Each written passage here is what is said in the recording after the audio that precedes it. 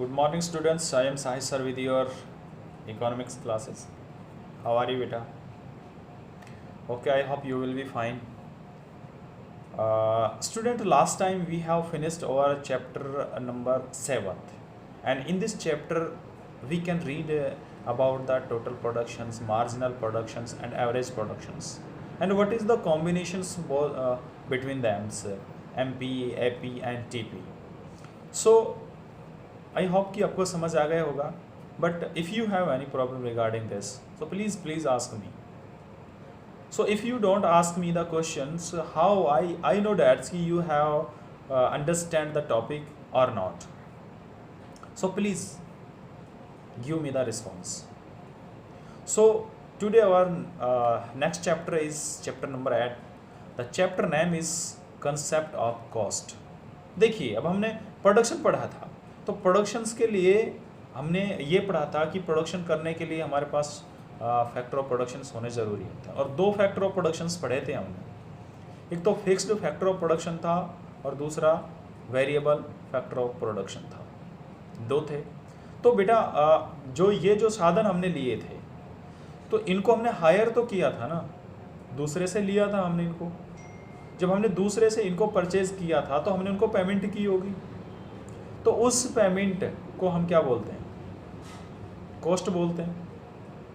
तो यही हम इस चैप्टर के अंदर रीड करेंगे, concept of cost. Concept of cost क्या है? तो इसके अंदर हम concept of cost, short run cost of productions, fixed and variable cost, behaviour of fixed cost, variable cost and total cost. तो देखिए, production function, cost of concept and cost of revenue, ये जो लेसन्स हैं they are interrelated to each other. तो ये काफ़ी हद तक एक दूसरे से संबंधित रहेंगे. तो here we can discuss on the concept of cost. लागत, output need input. You know that output need input. Broadly there are two types of inputs. कौन कौन से हैं? Factor inputs and capital inputs. तो फैक्टर इनपुट्स में हमारे क्या क्या है? Factor inputs and non factor inputs होते हैं. तो फैक्टर इनपुट्स में हमारा होता है land, labour, capital and entrepreneurship. Land जमीन होती है, लेबर उस पर काम करने वाले मजदूर होते हैं, कैपिटल हमारी पूंजी होती है, और एंटरप्रेन्योरशिप होता है जो इन तीनों जो साधन होते हैं उनको कलेक्ट करके उनको ऑर्गेनाइज करता है. दूसरा इसको हम फैक्टर ऑफ प्रोडक्शन भी कहते हैं. दूसरा हमारा नॉन फैक्टर ऑफ, तो इसमें हमारा आता है रॉ मटेरियल. यानी किसी वस्तु को उत्पादन जब हम कर रहे हैं तो उसके लिए कच्चे माल की ज़रूरत होती है, जिसको इंग्लिश में रॉ मटेरियल बोलते हैं, हिंदी में कच्चा माल बोलते हैं. तो cost refer to the expenditure incurred by the producer on the factor as well as the non factor input for given output of a commodity. यानी अब लागत वो होती है हमारी कि जो एक उत्पादन करता है किसी वस्तु का, किसी कमोडिटी का प्रोडक्शन करने के लिए जो कुछ खर्च करता है, चाहे तो वो रॉ मटेरियल पे खर्च कर रहा है, चाहे वो फैक्टर ऑफ प्रोडक्शन के ऊपर खर्च कर रहा है, वो जो टोटल खर्चा है उसको हम कॉस्ट बोलते हैं, टोटल कॉस्ट बोलते हैं. ठीक है. तो ये तो बड़ा आसान है कि कॉस्ट क्या है. तो हम इसकी डेफिनेशन भी लिख सकते हैं. Cost refer to the expenditure incurred by the producer on the factor as well as non-factor input for given output of a commodity. आगे बात समझ में? तो ये होती है हमारी कॉस्ट. अब बात आती है कि कॉस्ट कई प्रकार की होती है. तो यहाँ पर हम पहले दो कॉस्टों के बारे में बात कर रहे हैं, explicit cost and implicit cost. Implicit cost and explicit cost. तो एक्सप्लिसिट कॉस्ट कौन सी होती है और इम्प्लिसिट कॉस्ट कौन सी होती है मैं बता दूं. All inputs may not be purchase from the market.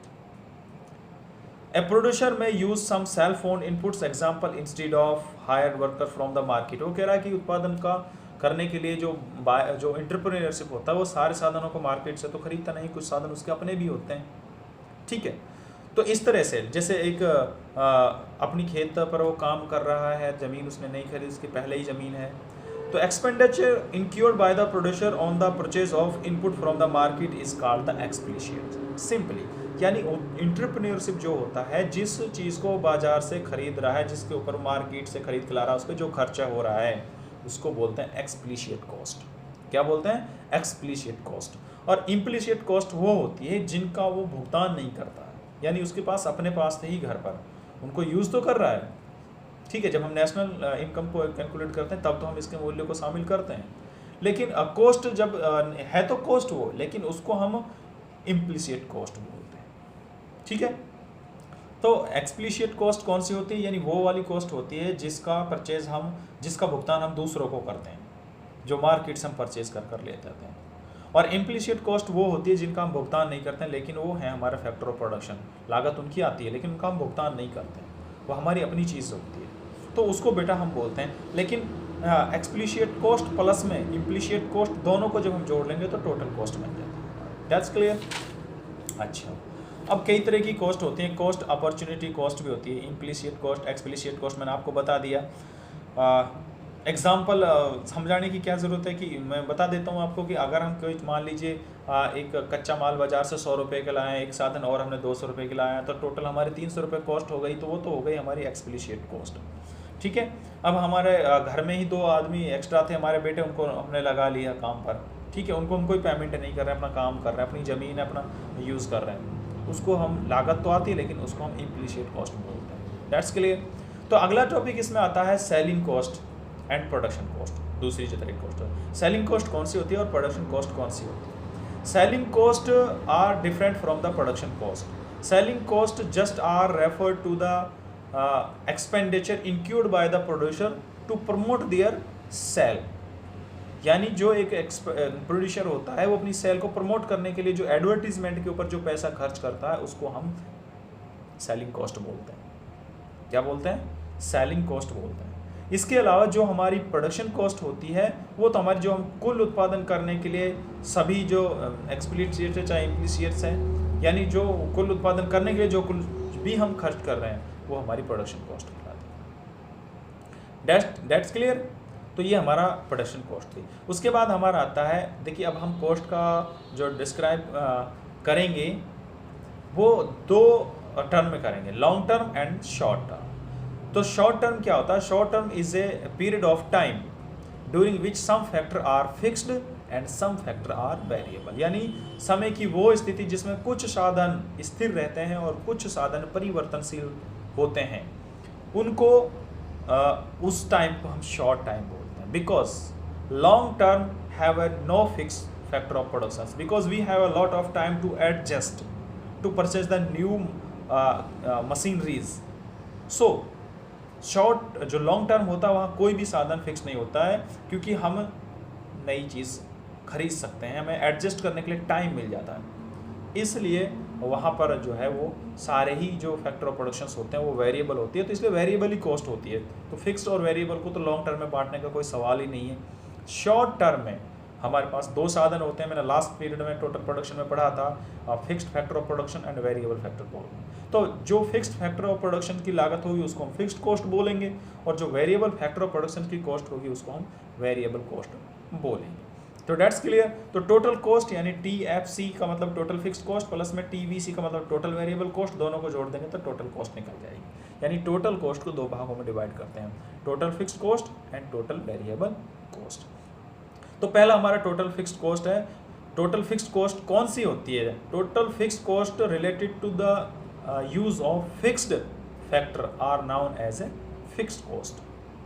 Fixed cost are the cost related to use of fixed factor of production, यानी उत्पादन का जो स्थिर साधन है उसके साथ जो हम जिसका यूज कर उसकी जो लागत आ रही है उसको हम फिक्स्ड कॉस्ट बोलते हैं। ठीक है, तो ये डेट क्लियर हो गया। उसके बाद इसका हम तालिका बना सकते हैं, जैसे हमारा उत्पादन 0 है तब भी हमारी फिक्स्ड कॉस्ट लग जाती है। फिर हमारा उत्पादन चाहे 1 हो, 2 हो, 3 हो, 4 हो, हमारी फिक्स्ड लागत तो वही रहेगी। जैसे मान लीजिए अभी मैंने स्कूल स्टार्ट किया है, उसमें जो है ना 20 लाख रुपए लग गए बिल्डिंग बनाने में, लेकिन अभी स्टूडेंट नहीं आए हैं, तो अभी मेरी जो उत्पादकता है वो तो 0 है, लेकिन लागत मेरी 20 लाख लग गई। अब चाहे उसमें मैं 500 बालक पढ़ाऊँ, चाहे 1 बालक पढ़ाऊँ, 200 बालक बच्चे उसमें एडमिशन करूँ, उसकी फिक्स्ड लागत तो 20 लाख लग गई। अब जो टीचर मुझे हायर कर रहे हैं ना, वो वेरिएबल कॉस्ट होती है। वो मैं कब हायर करूँगा? जब बच्चे आएंगे। ठीक है, तो अगर हमारा उत्पादन जीरो यानी एक भी बच्चा नहीं है तब भी हमारी फिक्स्ड कॉस्ट तो लग गई है। तो उत्पादन चाहे 1 हो, चाहे 2 हो, चाहे 4 हो, चाहे 5 हो, फिक्स लागत जो पहले लग जाती है वही हमारी फिक्स्ड कॉस्ट होती है। तो इसका जो हम डायग्राम बनाएंगे बेटा, हम उसका ऐसे ड्रॉ करेंगे, ऐसे OX एंड OY, और जो हमारी 10 1 2 3 हम OX पे OY पर हम कॉस्ट लेंगे तो 10 से हमारा वो जो डंडा है वो OX के पैरेलल खिंच जाएगा, क्योंकि हमारे चाहे उत्पादन 1 हो, 2 हो, 4 हो, 5 हो, हमारी फिक्स लागत वही रहेगी। खैर मैं इसका PDF आपसे हैंड राइटिंग में भेज दूंगा बाद में, क्योंकि वेरिएबल कॉस्ट भी मुझे पढ़ाना है। और वेरिएबल कॉस्ट क्या होता है बेटा? वेरिएबल कॉस्ट होता है जो हमारा फैक्टर के वेरिएबल फैक्टर ऑफ प्रोडक्शंस होते हैं ना, उनकी जो लागत होती है उसको वेरिएबल, ये अकॉर्डिंग टू प्रोडक्शन चेंज हो जाती है। जैसे जैसे हम उत्पादन को बढ़ाएंगे ना तो वेरिएबल कॉस्ट भी बढ़ती चली जाती है, लेकिन कुछ स्तर तक घटती है, फिर पहले स्टार्टिंग में बढ़ती है, फिर घटती है, फिर उसके बाद बढ़ना शुरू हो जाती है। तो इसका जो वक्र है वो किस तरह से बनेगा वो मैं आपको ड्रॉ करूँगा, ठीक है। तो आज के लिए इतना ही। आगे मैं आपको इसके दोनों डायग्राम ड्रॉ करके सेंड करूँगा, उसके बाद बिहेवियर ऑफ TBC पढ़ूँगा, ठीक है। तो देखते हैं, बहुत अच्छा है, बहुत इंटरेस्टिंग है। तो आज के लिए इतना ही। Thank you for your kind attention.